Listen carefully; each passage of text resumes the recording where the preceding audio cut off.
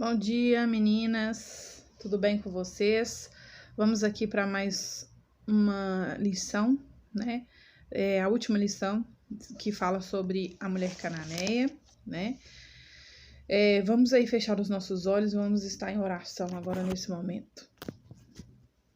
Deus, em nome de Jesus, quero te entregar, ó Pai, mais uma vez as nossas vidas diante da tua presença.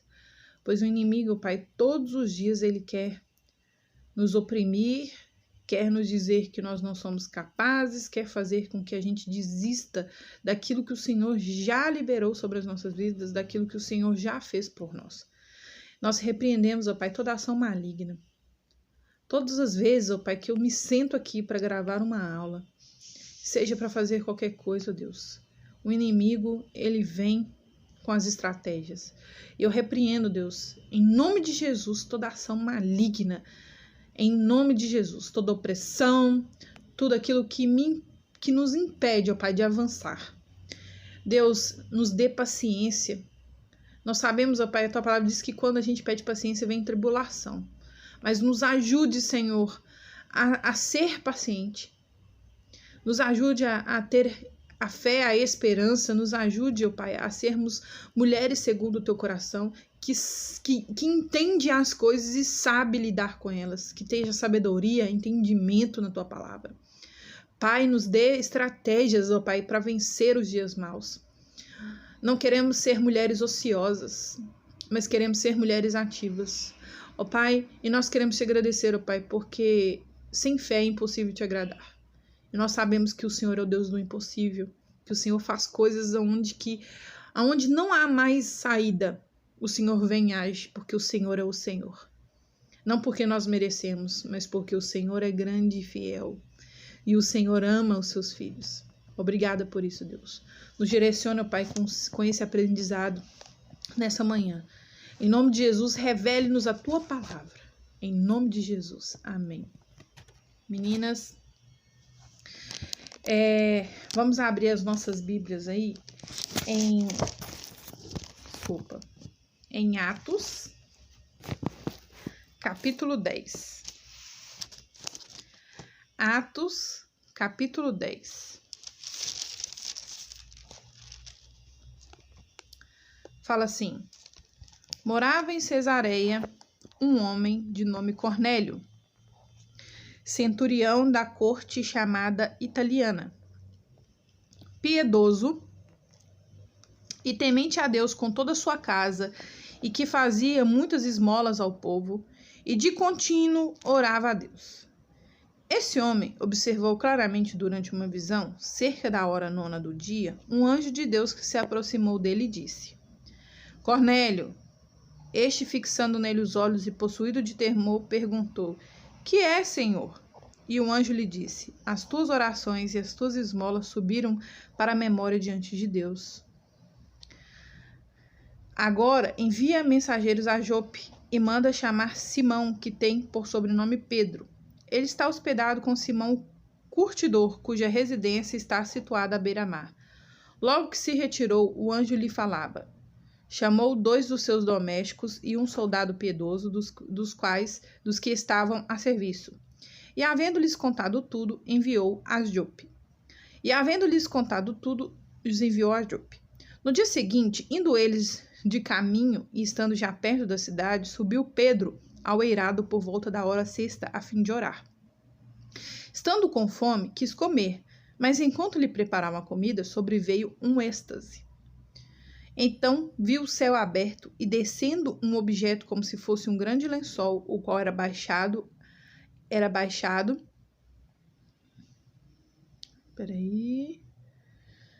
a terra pelas 4 pontas, contendo toda sorte de quadrúpedes, répteis da terra e aves do céu. E ouviu-se uma voz que se dirigia a ele: levanta, Pedro, mata e come. Mas Pedro replicou: de modo nenhum, Senhor, porque jamais comi coisa comum e imunda. Segunda vez a voz lhe falou ao que lhe purificou: não consideres comum. Sucedeu isso por 3 vezes, e logo aquele objeto foi recolhido ao céu. Enquanto Pedro estava perplexo sobre qual seria o significado da visão, eis que os homens enviados da parte de Cornélio, tendo perguntado pela casa de Simão, paravam-se junto à porta. E chamando, indagavam-se, e estava ali hospedado Simão, por sobrenome Pedro. Enquanto meditava, Pedro acerca da visão, disse-lhe o Espírito: estão aí 2 homens que te procuram. Levanta-te, pois, desce e vai com eles, nada duvidando, porque eu os enviei. E descendo Pedro para junto dos homens, disse: aqui me tendes, sou eu a quem buscais, a quem viestes. A quem viestes? Então disseram o centurião Cornélio: homem reto e diante e temente a Deus, e tendo bom testemunho de toda a nação judaica, foi instruído por um santo anjo para chamar-te à sua casa e ouvir as tuas palavras. Pedro, pois, convidando-os a entrar, hospedou-os. No dia seguinte levantou-se e partiu com eles. Também alguns irmãos dos que habitavam em Jope foram em sua companhia. No dia imediato entrou em Cesareia. Cornélio estava esperando por eles, tendo reunido seus parentes e amigos íntimos. Aconteceu que, indo Pedro ao entrar, lhe saiu Cornélio ao encontro e, prostrando-se-lhe aos pés, o adorou. Mas Pedro levantou, dizendo: erga-te, que eu também sou homem. Falando com ele, entrou, encontrando muitos reunidos ali, a quem se dirigiu, dizendo: vós bem sabeis que é proibido a um judeu juntar-se ao mesmo, aproximar-se a alguém de outra raça. Mas Deus me demonstrou que a nenhum homem considerasse comum ou imundo. Por isso, uma vez chamado, vim sem vacilar. Pergunto, pois, por que razão me mandaste chamar? Respondeu-lhe Cornélio: faz hoje 4 dias que, por volta dessa hora, estava observando em minha casa a hora 9ª de oração, e eis que se apresentou diante de mim um varão de vestes resplandecentes, e disse: Cornélio, a tua oração foi ouvida, e as tuas esmolas lembradas na presença de Deus. Manda, pois, alguém a Jope a chamar Simão, por sobrenome Pedro. Acha-se este hospedado em casa de Simão, curtidor, à beira-mar. Portanto, sem demora, mandei chamar-te, e fizeste bem em vir. Agora, pois, estamos todos aqui na presença de Deus, prontos para ouvir tudo que te foi ordenado da parte do Senhor. Esse celular aqui não quer ficar quieto. Então falou Pedro, dizendo: reconheço por verdade que Deus não faz acepção de pessoas. Pelo contrário, em qualquer nação, aquele que teme e faz o que é justo lhe é aceitável. Esta é a palavra que Deus enviou aos filhos de Israel, anunciando-lhes o evangelho da paz por meio de Jesus Cristo. Este é o Senhor de todos. Amém? Eu já li esse texto várias vezes, mas a palavra de Deus, ela nunca volta vazia e ela sempre tem algo para renovar as nossas vidas diante dele todos os dias. Ao considerarmos a história da mulher cananeia, não podemos fugir do fato de que as pessoas, na época de Jesus e nos dias, tendem a usar uma hierarquia de preferência. Adoramos classificar as pessoas em categorias: os ricos acima do necessitado, o bem-formado acima do que abandonou os estudos, o veterano acima do recém-chegado, o judeu acima do gentio. Marcos relata que a mulher era grega, nascida na Fenícia, que então fazia parte da Síria. Jesus a conheceu quando se deslocava para a região de Tiro e Sidom, 2 das principais cidades fenícias, localizadas na costa ao norte do Monte Carmelo. No tempo de Cristo, as pessoas dessa região costumavam ser de múltiplas nacionalidades, e havia o que parecia ser um abismo intransponível entre os não-judeus, os gentios e os judeus. A leitura de algumas regulamentações da época de Jesus indica o quão grande esse ato tinha se tornado. Um judeu não podia... Presta atenção, meninas. Esse celular hoje tá... Peraí.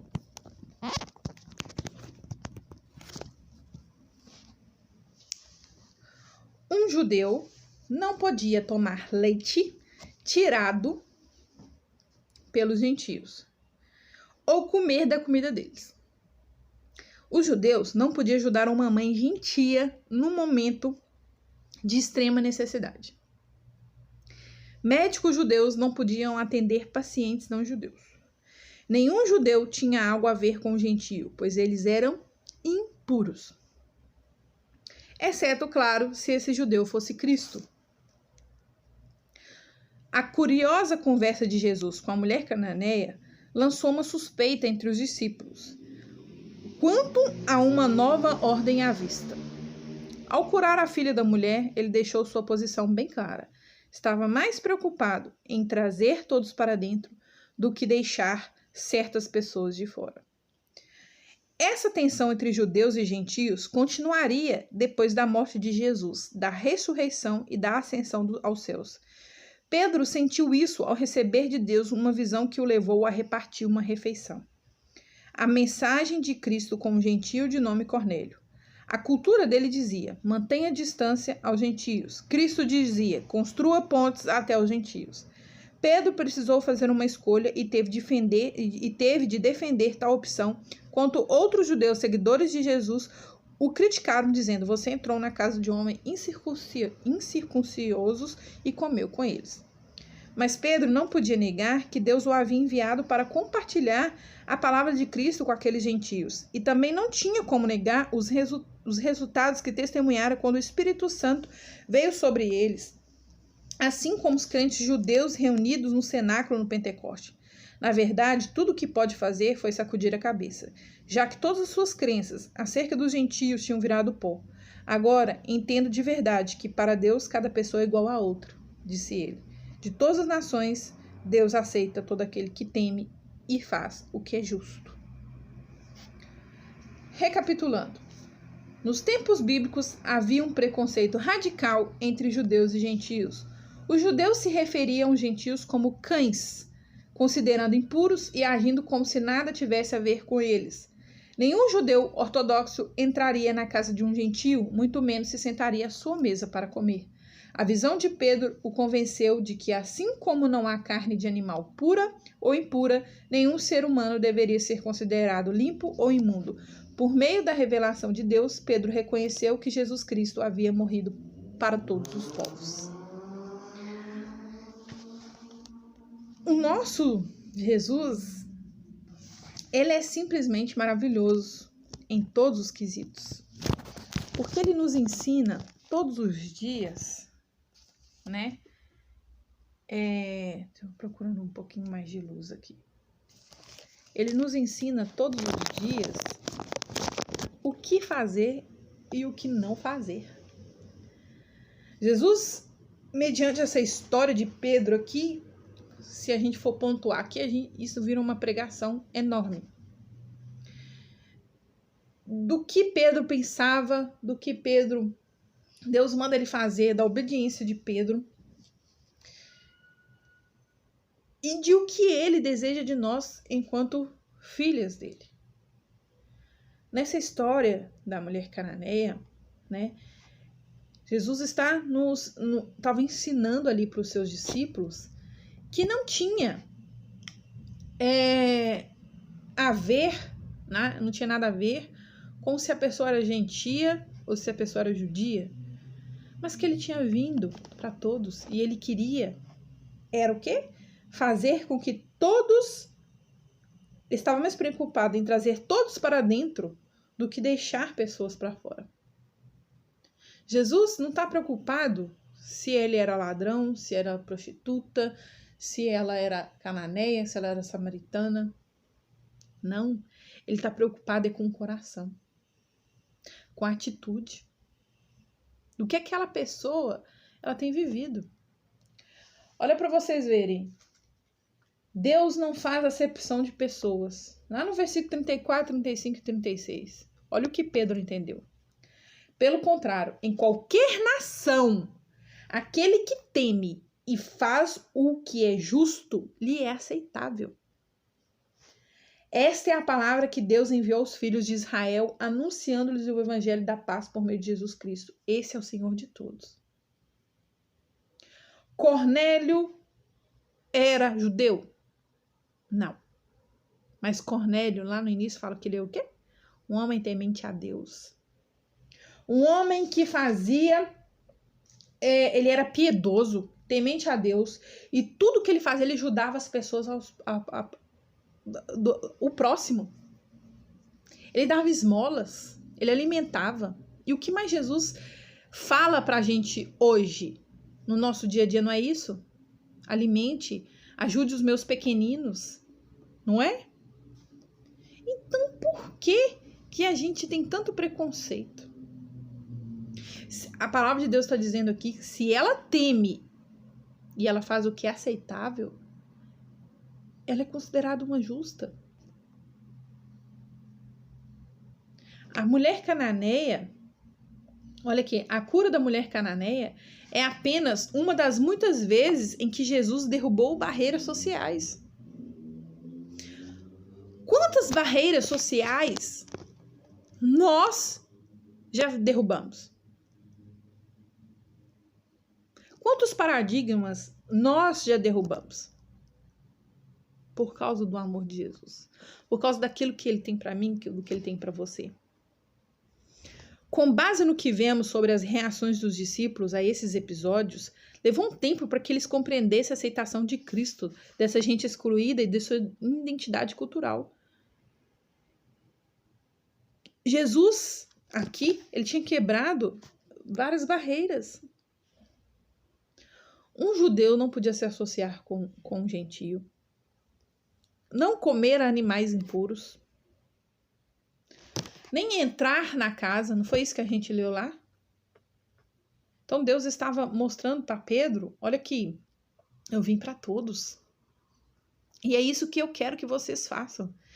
E Jesus permitiu que o mesmo Espírito que desceu lá no Pentecostes para aquelas pessoas descesse na casa de Cornélio. Porque ele estava quebrando paradigmas. Deus estava quebrando barreiras que nós mesmos criamos para não se aproximar do outro. Ah, mas ele vai me roubar, ele vai fazer isso, ele vai fazer aquilo. Claro, gente, que a gente tem que tomar posturas, né? Lógico. Você tem que se proteger. Mas muitas vezes a gente deixa de evangelizar, a gente deixa de falar as coisas com medo da reação das pessoas, do que elas vão falar da gente mesmo. Você acha que Pedro estava se preocupado mais com o que ele ia comer, se era puro ou impuro, do que as pessoas iam falar? Porque aqui tá falando que na visão, quando ele estava lá, né? Olha, no versículo 19.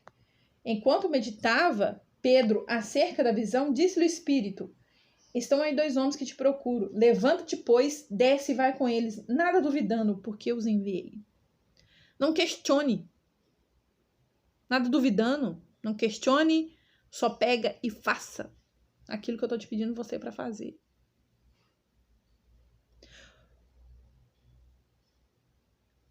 Porque se fosse ali parado, Pedro ia perguntar: de onde que você é? Para que eu vou lá? Quem é esse? Pedro era assim, Pedro era questionador. E nós?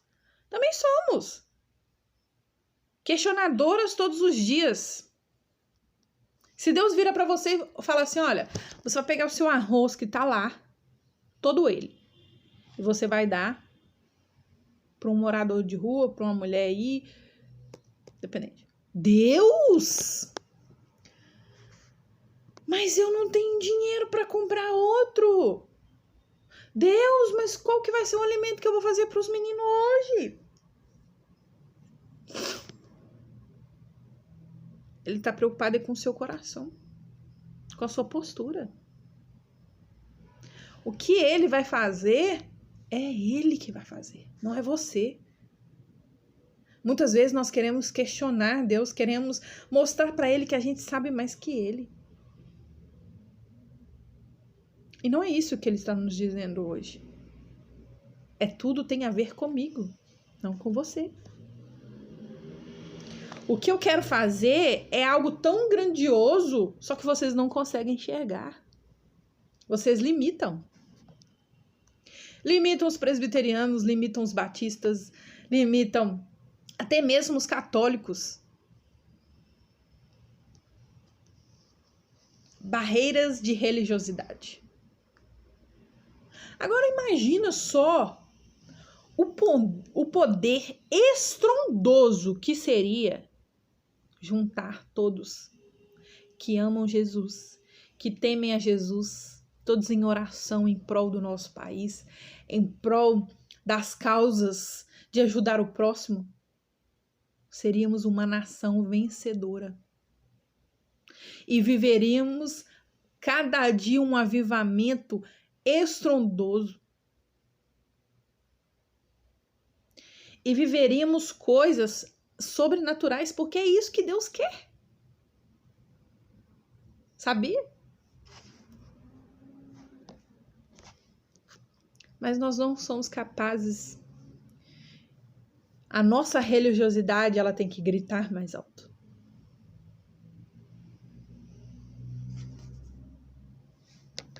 Venceríamos muitas coisas. Estaremos mais prontos para os dias maus. Sabe por quê? Porque a gente não estaria preocupado com as nossas vidas, mas sim com as dos outros. É literalmente, gente, isso não é bordão, não. Quando você se preocupa com a dor do outro, Deus cuida da sua. Sabe por quê? Porque você está deixando a sua para cuidar do outro. E não foi isso que Jesus fez? Gente, pensa só. Ele sabia que ele ia morrer. Ele estava se preparando para isso. Se a gente sabe que algo de ruim vai acontecer, o que a gente faz? Primeira coisa, separa tudo. Não, vou cuidar de mim, vou fazer isso. Você esquece do próximo. Jesus curou, Jesus libertou, Jesus evangelizou, falou para o máximo de pessoas que ele conseguiu, que teve, que veio a ele. O máximo.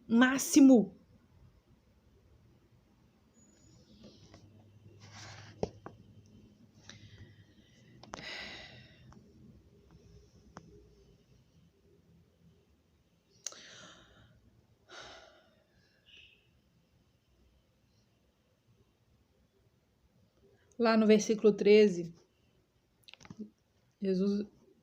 Deus fala para ele assim: levanta-se, Pedro, mata e coma. O que Deus está falando aqui? O que eu criei, o que eu fiz, não considere se é puro ou impuro ou comum.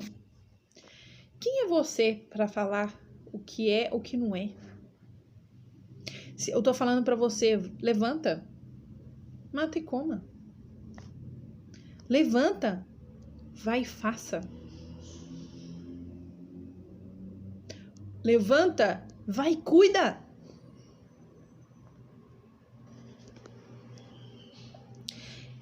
Ele não faz acepção de pessoas.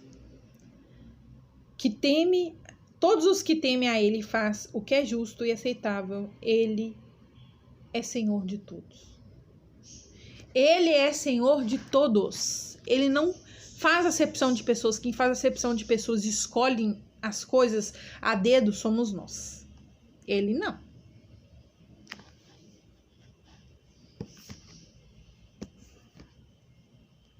O que a história de Pedro e da mulher cananeia lhe diz sobre o valor que atribuímos a realizações e status? É aquilo que eu falei.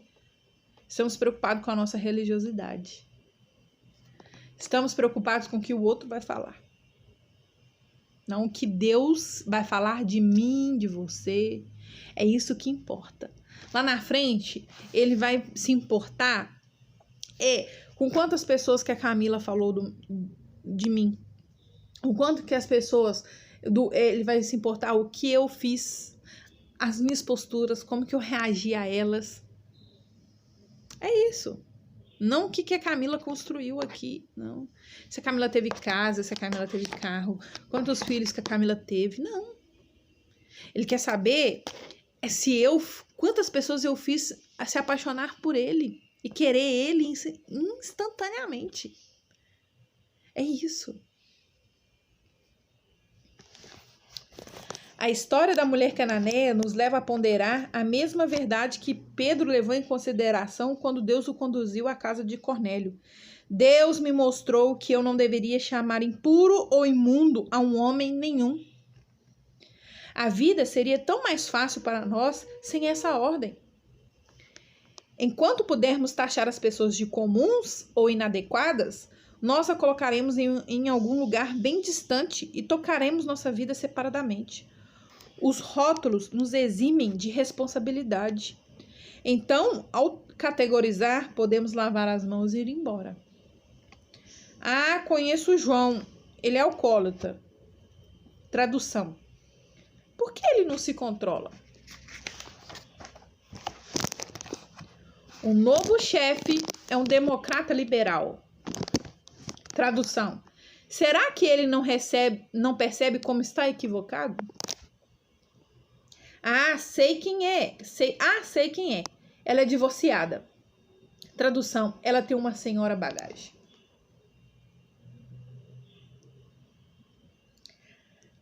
Ah, sei quem é. Ela é prostituta. Será que não tinha outra coisa para ela fazer, não? Será que é essa mesma vida que ela tinha que ter? Ah, sei quem é. Tá desempregado. Nossa, tá desempregado. Por que quer? Tem tanta coisa que poderia ser feita. Ah, sei quem é. Tá passando dificuldade na casa dela. Ah, mas também gasta com tantas coisas que não é úteis. Ah, sei quem é.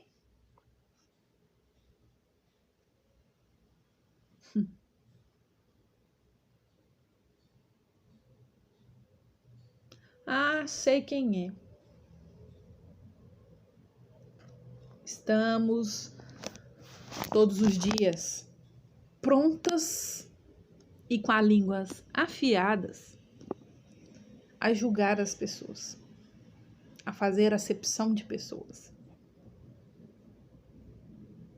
Se Jesus viesse, ele não tinha ajudado, se ele pensasse assim, ele não tinha ajudado nem metade das pessoas que estavam à volta dele. E nós temos que fazer a mesma coisa. Ele não fala quando que a gente vai ajudar ele? Quando a gente ajudar os pobres, os necessitados, as viúvas, os órfãos.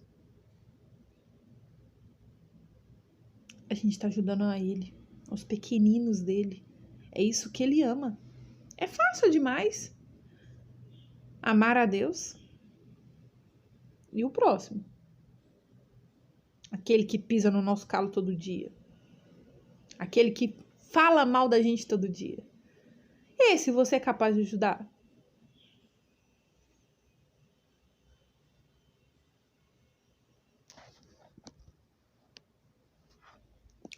A categorização dos outros cria uma distância e nos proporciona uma estratégia de fuga conveniente para evitar o envolvimento.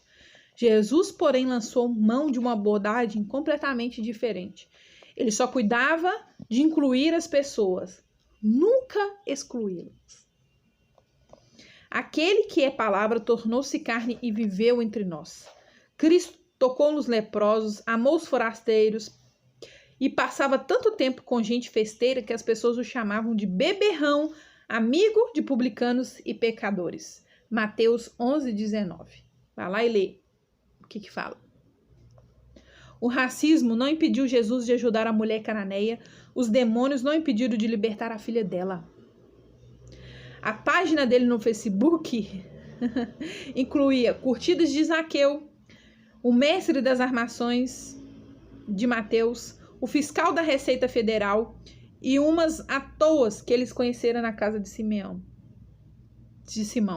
Cristo passou 33 anos andando no meio desse mundo revirado e conforme Paulo viria a observar mais tarde, embora sendo Deus, não considerou ser igual a Deus, era algo a que devia pegar-se, mas esvaziou a si mesmo, vindo a ser servo, tornando-se semelhante aos homens. Quando eu estava na escola primária, olha para você ver, Todos os meninos da minha turma de primeiro ano se uniram para expressar nossa superioridade masculina. Nós nos reunimos todos os dias na hora do recreio e, de braços dados, marchávamos em volta do playground gritando: meninos são melhores do que meninas. Honestamente, eu não concordava, mas curtia a fraternidade. Em reação, as meninas formaram o próprio clube. Desfilavam em frente à escola proclamando seu desprezo pelos meninos. O exemplo de Jesus envia uma mensagem clara: nenhuma demonstração de superioridade no playground. Não chame ninguém de comum ou inadequado. Não chame ninguém de comum ou inadequado. Gente, todos os discípulos de Jesus eram iguais a mim e a você. Todos eles tinham defeitos. Todos eles tinham coisas feias debaixo do pano, de mazelas. Mas Deus conhecia o coração de cada um. E foi uma longa jornada, Jesus ensinando para eles que eles tinham que amar as pessoas, que eles tinham que ajudar as pessoas independente do que elas eram. Não cabe a nós julgar. Para com isso! Sabe por quê? Porque nós temos esse primeiro defeito. Não fui com a cara daquela pessoa. Tem alguma coisa que não ligou a gente. Mulheres, vamos ser cheias do Espírito Santo. Vamos nos encher todos os dias.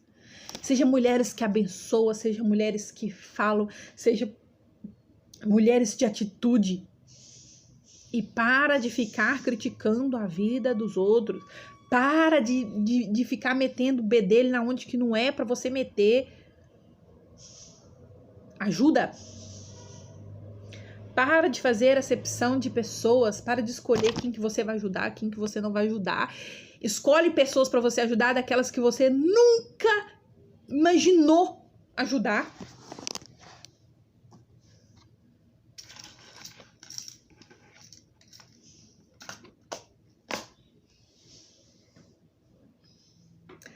Faça algo para Deus. Saia da sua zona de conforto. Ajudar um parente? Fácil. Por mais que às vezes ainda você critique ele. Ajudar quem você conhece é fácil. Agora, ajude uma pessoa que não vai com a sua cara. Camila, mas ela vai pegar minhas coisas e vai jogar fora.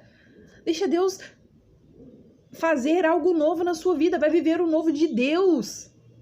Quem é você? Você é filha de Deus. Então, se você é filha de Deus, você tem que se parecer com Ele. E Jesus está falando aqui que nós temos que ser iguais a Ele.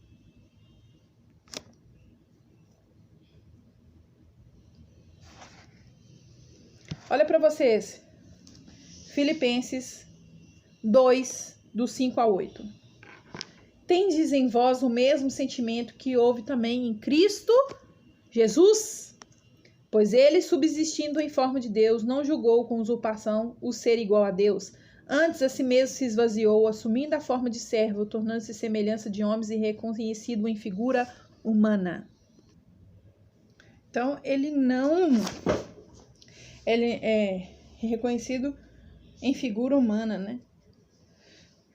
Prestou atenção? Foram os exemplos que Cristo nos deixou. Nessa passagem, qual a expressão que fala o seu coração de forma especial? Que coloca você para pensar? Olha, para as minhas ele não julgou. Tendes em vós o mesmo sentimento.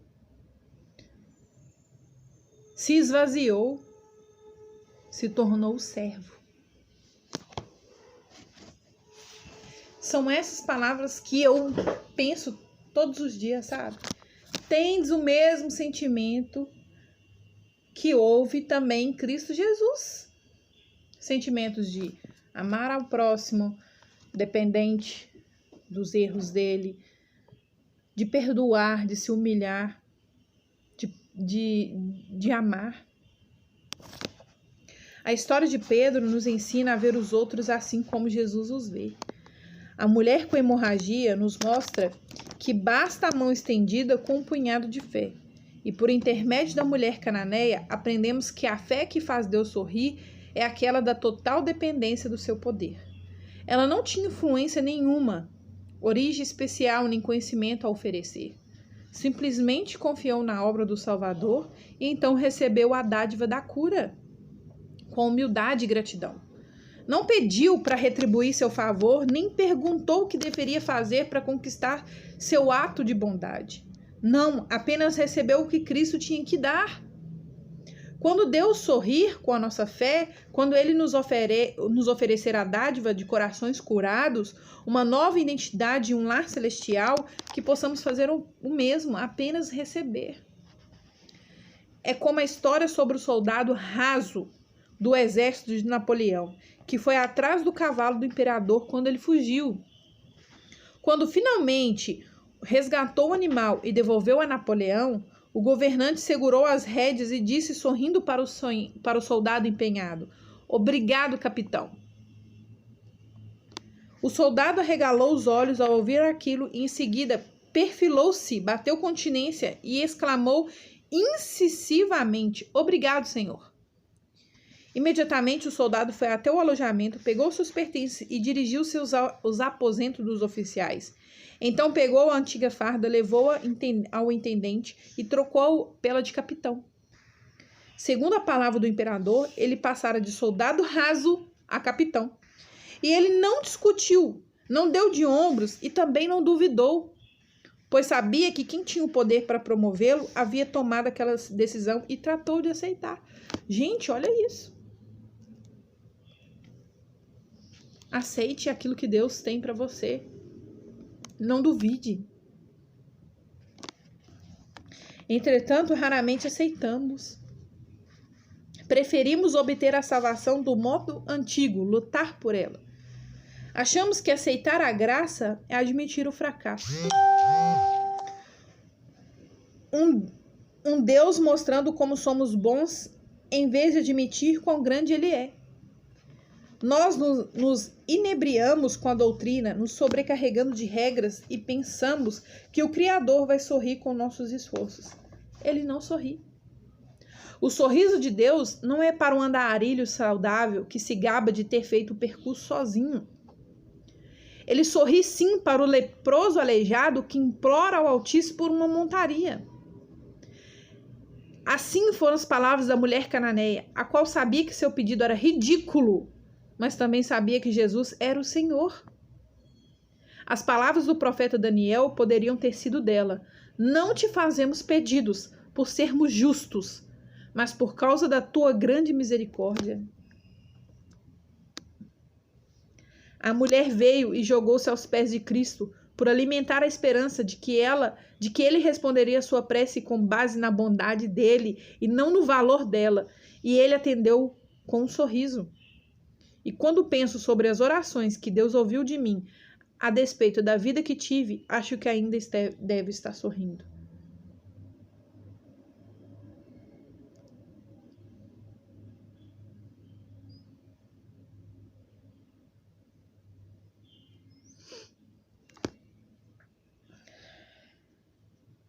Tudo tem a ver com Ele, meninas. As orações que eu e você faz, não é porque nós somos justos, é porque Ele é misericordioso. Não é por causa da bondade dele e não no valor dela. Não é no meu valor, não é no seu valor, mas é a bondade dele. Os nossos pedidos podem ser ridículos,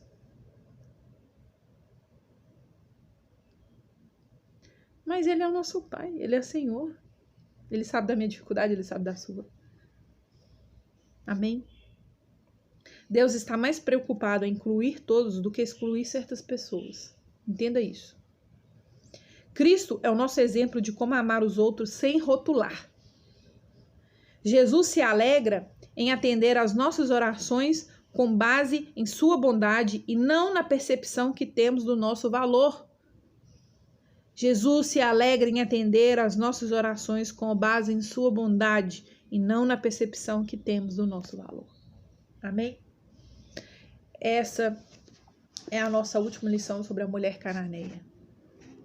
Se Deus quiser, sexta-feira teremos uma nova lição, uma nova mulher, para tomarmos ela como exemplo e fazer as coisas boas e também o que não fazer. Amém? Que Deus abençoe a vida de vocês, meninas. Que vocês tomem posturas que alegram ao nosso Pai. Atitudes de filhas, posturas de filhas. Porque é isso que nós somos. Somos filhas do Pai. Em nome de Jesus, que Deus abençoe a sua vida, a sua família, os seus sonhos, os seus planos e tudo aquilo que Ele tem para você. Mas que, em primeiro lugar, você busque o reino dEle e que você alegre o coração dEle e satisfaça os desejos do coração dEle. Amém? Então, depois de você ler essa mensagem, coloca lá no grupo qual o número que você quer para você receber a sua mensaginha. Nós temos aí números de 1 ao 7. Então, escolha lá o seu número que eu vou te mandar qual que é o seu versículo. Amém? Deus abençoe vocês. Um grande abraço.